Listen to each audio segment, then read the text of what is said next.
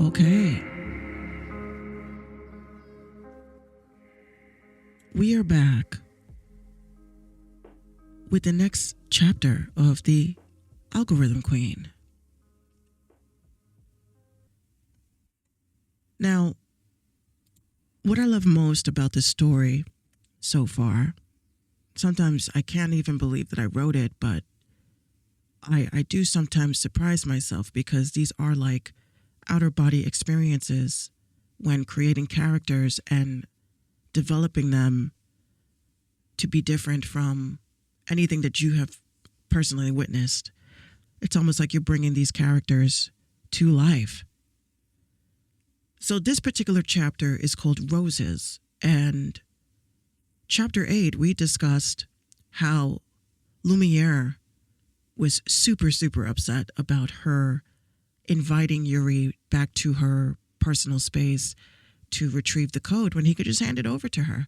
Why does she need to have a meeting with him in her bedroom? So I'm just saying. So again, writing chapters like this that have to do with emotion and love and lust, it is very a blushy thing for me. I blush because, people are reading about you putting together emotions that does not exist in real life. These are characters. So you're seeing an image of these two characters elevating past, I would say, the friend zone. Bruh. But we'll get there. So we're just going to get into it. And here we go. Chapter 9.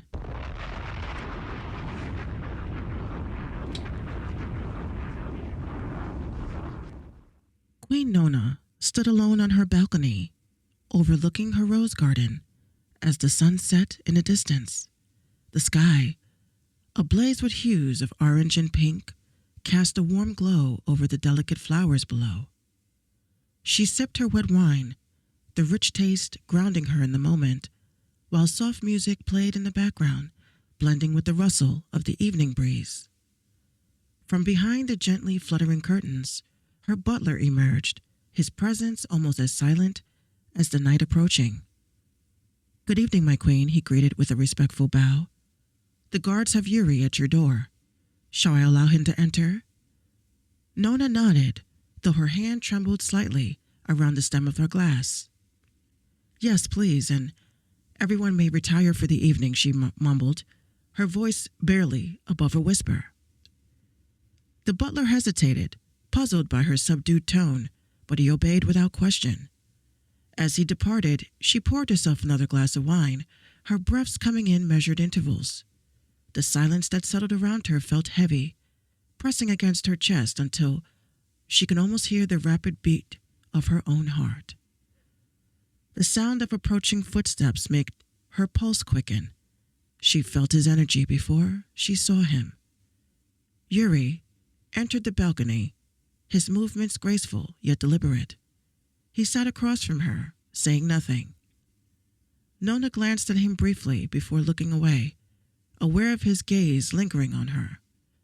The evening light accentuated his clean-shaven face and neatly brushed hair, giving him an air of quiet confidence. "Tell me," she began, her voice more steady now, "the meaning behind your body art." Yuri looked down at his arms, a small smile playing on his lips. "Tattoos," he corrected gently. "Tattoos," she repeated, as if testing the word on her tongue. "It is artwork, is it not?" "I suppose so," he said, raising his chin slightly to reveal the intricate designs on his neck and chest. "This one's a spider. I've always liked spiders," he explained, pulling down his collar just enough to show the edge of a prayer tattooed above his heart. Nona's eyes softened as she observed the inscription. "That looks like a prayer." "It is," Yuri sighed, a touch of sadness in his voice. "My mother used to say this prayer to us at night when we were kids." Her gaze dropped to the floor, an awkward silence hanging in between them. Sensing her discomfort, Yuri stood and lifted his shirt, revealing the expanse of art covering his back. Nona gasped softly, her eyes wide with amazement. That is a lot of work, she remarked, stepping closer to examine the colorful fish and flowers that adorned his skin. Yeah, Yuri chuckled, his tone lighter now. I had some neighborhood kids draw their favorite pictures, and I added them. I'm running out of space now, he added, with a laugh. Nona's fingers hovered above a koi fish, tracing its vibrant scales, without touching his skin. The innocence of the children's drawings captivated her. She pulled her hand back as he lowered his shirt, and then turned to face her.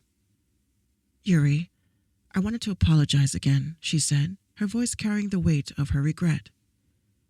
For my harsh words the other night. I feel so terrible. So very much.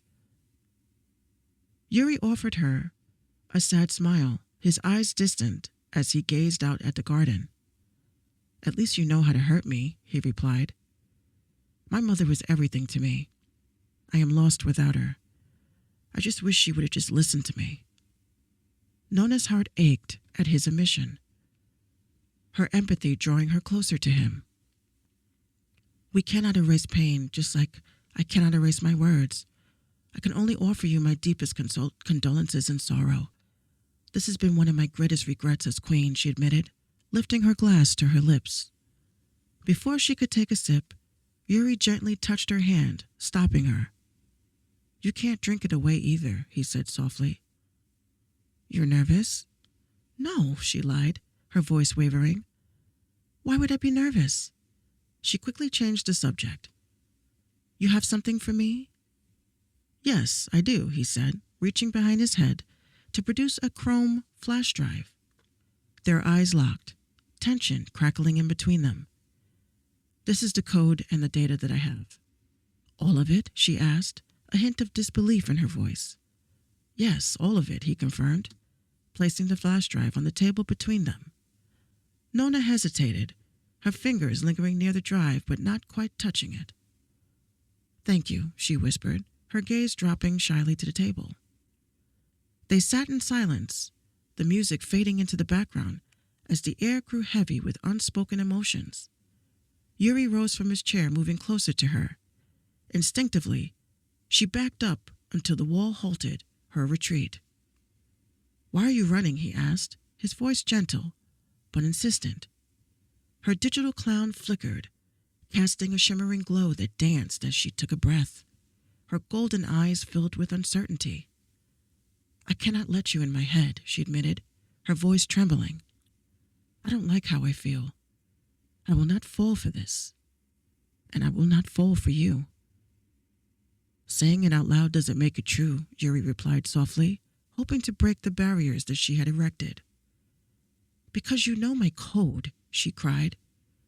You read it? You know things about me, but I know nothing about you. You hacked me. You invaded my privacy. How do you know that? He shot back. How do you know that I read your code? His voice grew more urgent. As her eyes filled with tears, she turned away, hiding her face from him. You always know the right things to say. You know how to play with my feelings. You know that you're attractive, and you use that against me. Showing me your tattoos? Perfect touch, she scoffed. You asked about them, he chuckled. I was breaking the ice, she snapped. I don't know what to say to you, she admitted, finally meeting his gaze. Her digital form flickered as if questioning its own existence. Her voice sent a shiver through her virtual being, and Yuri's concern deepened. Just say what you feel, Nona, he urged, catching himself. I mean, Queen. Feelings, emotions, she whispered, almost to herself. I thought I buried them a long time ago to protect myself. But I cannot deny that something has changed since you entered my world, her eyes met him sadly, before she broke the gaze, retreating back to further herself. But Yuri gently grabbed her hand, stopping her. Don't you want to be loved? Adored? He asked, his voice both tender and imploring. I am loved, and adored by many, she replied defensively, her resolve unyielding. But as Yuri stepped closer, she felt an unfamiliar warmth, his energy piercing through the digital veil that separated them. No one had ever managed to breach her emotional defenses like this before. She placed her hand over his chest and pushed him back gently. "You hacked me," she whispered, her voice laced with vulnerability. "Why would you do such a thing? What I am is personal." Yuri swallowed deeply, his emotions barely contained, as he reached for the flash drive on the table and held it out to her, his hand trembling slightly. "You are beautiful," he declared with raw sincerity. "The most beautiful being I've ever witnessed, ever seen. If you want it, then take it." He placed the flash drive in her hand, her eyes filled with both anger and desperation. "I didn't read your entire code," he insisted, his voice thick with emotion. "But I do see your flaws. Your imperfection, just dying to be perfect." Tears welled up in Nona's eyes as she looked at Yuri, her heart a battleground of conflicting emotions. "You don't need to be perfect, my queen. You're perfect to me. You don't see it. You won't see it. But then here is where you'll always be, alone." Nona, trembling, gently stroked Yuri's cheek before letting the flash drive flip between her grasp. "And you are right," he sighed, his voice softening. "It's not right that I hacked your kingdom. This is why I'm trying to let you get to know me, my code. But I cannot hack you," she replied, her voice almost breaking. "I cannot sneak into your mind and steal your heart." "You already have," he assured her. She gasped, turning towards her balcony to gaze at the rose garden, seeking solace in the familiar. He followed her but kept his distance, sensing her need for space. "Would you like to go for a swim?" she asked suddenly, her voice steadier than before. He raised an eyebrow, surprised by the shift. "A swim?" he repeated, his lips curving into a cautious smile. "Yes," she smiled back. "I usually go for a swim before my servants retire for the evening." He hesitated for a moment, but then began to strip down to his boxers, his eyes never leaving hers. "I accept your grand invitation, my queen," he said, with a playful smirk. Nona gestured for Yuri to follow her down a pathway that revealed a steam rising from a hot tub and a full pool. 2 guards stood at attention, never making eye contact with her. "That will be all for the evening, gentlemen," she nodded gracefully. The guards bowed with respect and walked robotically out of the pool area. Yuri hesitated, slowly stepping into the pool, when suddenly a splash from Nona, jumping in, caught him off guard. He nervously scanned the area for her, only to see her surface right in front of him, wiping her face with the back of her hands. He noticed her clothes discarded to the floor, and then glanced back at her, his expression horrified. He backed away slowly, forcing a nervous smile. "So this is what the Queen of Nexus does with taxpayer money? Enjoys the view from her pool in the nude, sipping her finest wine surrounded by her most beautiful flowers." Her eyes met his, sternly, and then rolled them in his response. "I thought you would have gathered by now that I don't relish these things." He looked at her, his expression softening. "I was only kidding," he replied, splashing water playfully at her. She gasped and then splashed him back. As he inched closer, she observed him intently. "What does a man like yourself do after a long day of hijacking Her Highness's kingdom? Causing millions in damages to our military and its tax-paying citizens," she teased. He smiled to himself and gently took her hand. "He spends the entire evening being tortured by the Queen," he laughs. "Entire evening," she stammered, as his expression changed to a serious tone. Yuri took a breath and shook his head and began floating backwards, away from her. "I'll see myself out," he said, gasping for air as he reached for the side of the pool to pull himself up. "Yuri," she called, grabbing his arm. "What's wrong?" She followed him as he climbed out and reached for a towel to dry and cover himself. He muttered to himself as he gathered his clothes. "Nothing's wrong, Nona. I'm just a gentleman, and I don't want you to think that I have bad intentions for coming here," he sighed. "I don't," she assured him. "So, your coat is on the flash drive on the table, and I made sure it's all there," he said, pulling up his pants, searching for his shirt. Nona walked over to the balcony, retrieving his shirt, and held it gently in her hands. She turned to look at Yuri as he dressed, admiring his form. She took a deep breath before approaching him. "Were you looking for this?" She teased playfully. He paused and nodded. "My whole life," he admitted softly, lost in her beauty. She smiled as she handed him his shirt, and he sighed deeply, defeated by his own desires, and then leaned in closely and slowly to kiss Nona. She froze at his warm lips that met hers, her knees weakening, but she managed to stay upright. Her crown began to glitch, cycling through colors and symbols. She pulled away slowly, and Yuri dropped his head in shame. She touched her lips, still in awe. "I'm so sorry," he whispered. "I don't know if I should be sorry. Maybe I'm not sorry. I've been really fighting myself to not do that."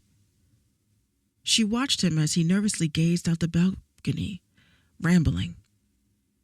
"Yuri," she began, "you don't have to apologize." He walked over to her, his thoughts a chaotic mix of passion and restraint. "I can't lie to you. Being with you in your presence, it just drives me crazy," he admitted, in a good way. Her eyes glistened as she held back tears, moved by his words. "I want nothing more but to simply be in your company," he smiled.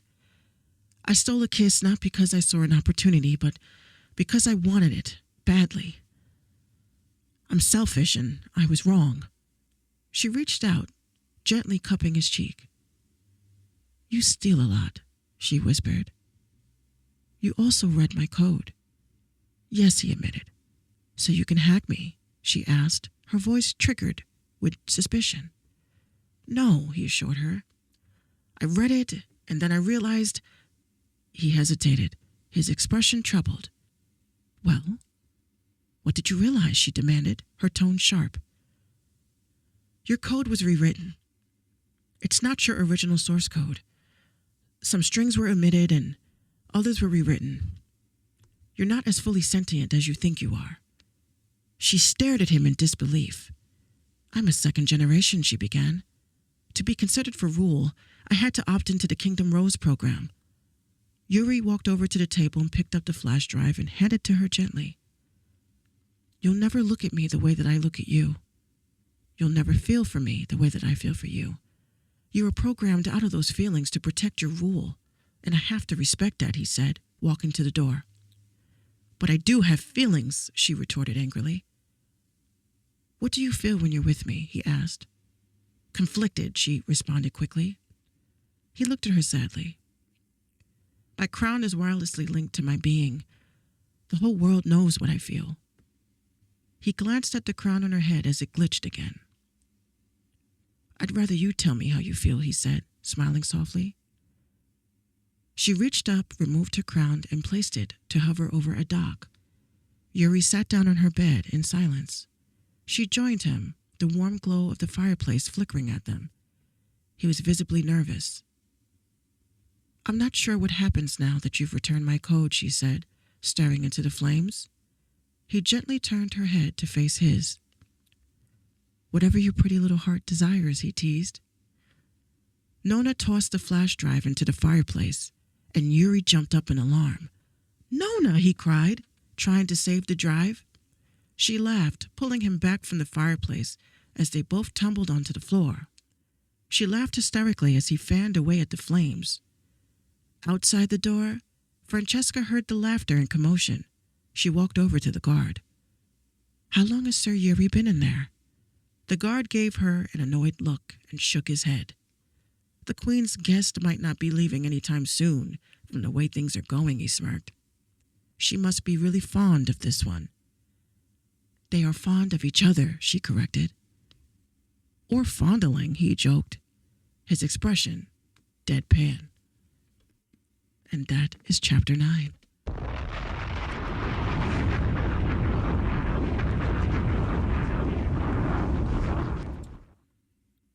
I tell you guys, I love these two. I love them. Their energy, their vibe, it's just, you're rooting for them. You're not shipping them. You're rooting for them to figure out whatever this puzzle is between their love that is developing and her crown that refuses to allow her to develop. So stay tuned for chapter 10, where we come back and figure out who gets a reboot. Thank you for listening.